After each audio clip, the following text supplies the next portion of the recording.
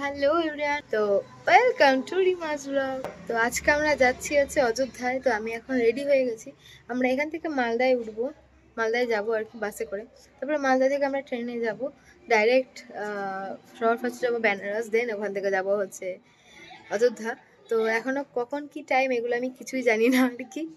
আসলে সারাদিন সবসময় টিউশনের মধ্যে থাকি, আমার কোনো জানি না। জাস্ট আমাকে রেডি হতে বলেছে যে এই টাইমে ব্যাগ গোছাতে হবে, এই দিন যাবো। ব্যাস আমি রেডি। এখন আমি ওয়েট করছি যে কখন গাড়ি আসবে, তখন আমরা যাবো। তো চলো তোমরা আমার সাথে, আমার ভিডিওর সাথে সাথে চলো এখন বাসে উঠবো আমরা। তখন না বাস আসে, এখানে মারমারি রেফ্রেশ করছিল, দিকে মুখ দিয়ে আমার ছাওয়া ছাওয়া তৈরি করার মানে কি? মনি আমরা কোথায় যাচ্ছি বলতো?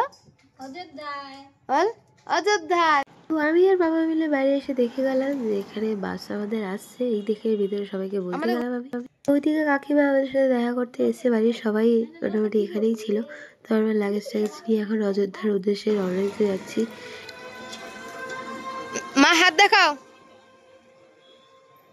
মনি কই? মনি টাটা। আমাদের বাস ছেড়েছে 2:30 নাগাদ, আর আমরা বাসে সমস্ত পাড়ার লোকজনই আছি। 2 hours later. অনেক কথা ঘুমানোর চেষ্টা করার পরে ঘুম না হয়ে আমি মালদা স্টেশনে চলে আসলাম। এখানে নামলাম, আর লাগেজ টাতে ভিডিও করা অনেক ডিফিকাল্ট। আমরা এখন ওয়েটিং রুমে আছি মালদার। কোনো একটা স্টেশনের ওয়েটিং রুম যে এত ভালো হতে পারে এটা আমি জীবনে প্রথম দেখলাম। ওইদিকে পরীক্ষা খাওয়ানোর রীতিমতো যুদ্ধ শুরু হয়ে গেছে 3 জনের মধ্যে।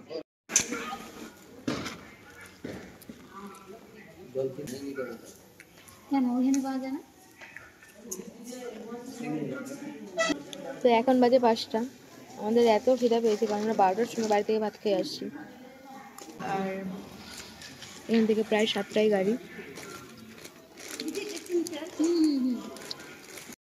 দেখো ওদিকে, তোমার মনে আছে কবে ট্রেনে চলছিল? কেমন লাগে ট্রেনে চললে? ভালো লাগে আমার।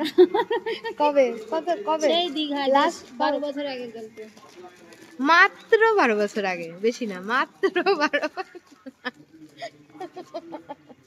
তো মুড়ি খাওয়া দাওয়ার পরে আমি এখন একটু বাইরে বেরিয়ে এসেছিলাম, কারণ আর ওখানে বসে থাকতে ভালো লাগছিল না। তো বাইরে বেরিয়ে এসে দেখি যে প্রচুর শালিক। এত শালিক তো আমাদের রায়গঞ্জে দেখাই যায় না।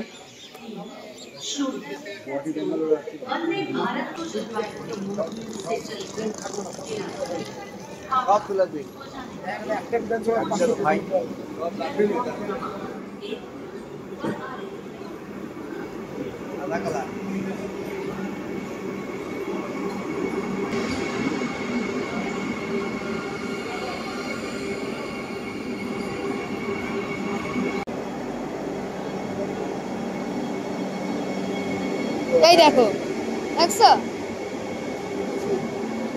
Later. আমরা যেহেতু ওই প্যাকেজ ট্যুরের প্ল্যানে যাচ্ছি আর কি অযোধ্যায়, তো তার জন্য ওঠার পরপরে আমাদের রাতের খাবার দিয়ে দিল। এর মধ্যে ছিল 4টা করে রুটি আর তরকা, আর হচ্ছে একটা করে দুধ চমচম, মানে মিষ্টি আর কি ছিল। তো তারপরে এখানে আমরা বসে গেলাম। বসে যাওয়ার পরে আমাদের সাথে ওই ট্রেনের কামরাতেই আমাদের এসি রিজার্ভেশন ছিল, সেখান থেকে আমাদেরকে কম্বল দিয়ে গেল, আর সাথে বেডশিট যেরকম থাকে আর কি। মনি দেখ, মনি এই দেখ, মনি এইদিকে দেখ, দেখ সব চলে যাচ্ছে, দেখ চলে গেল, সব চলে যাচ্ছে দেখ। তো এটা হচ্ছে পুতুলির ফার্স্ট টাইম ট্রেনে ওঠা, যেটা নিয়ে হচ্ছে ও আর কি প্রথমে ব্যাপারটা বুঝতে পারছিল না কি হচ্ছে বারবার এরকম। তো আমরা তো ভীষণই এক্সাইটেড ছিলাম যে সবাই মিলে বসে রুটি তরকা খাবো, কিন্তু কি আর করা যাবে, তরকাটাই নষ্ট হয়ে গেছিলো।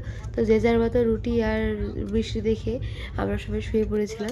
যেই অল্প ঘুম আসবে সেই টাইমেই দেখেছি টিটি বাবু চলে এসছে, আর এসে কথোপকথন করছে যে একজনের কনফার্ম হলে তার কাছ থেকে কি আদায় করা যাবে।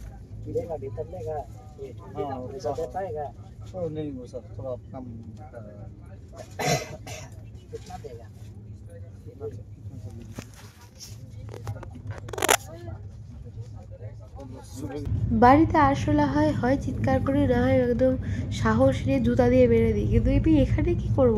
তার মধ্যে শুয়েছি মিডিলে, মানে আমার চিৎকার করার কোনো উপায় নেই, আশেপাশে সবাই ঘুমাচ্ছে। কোনো উপায় না পেয়ে মাথায় ওড়নাটা পেঁচিয়ে তারপরে শুয়ে পড়লাম।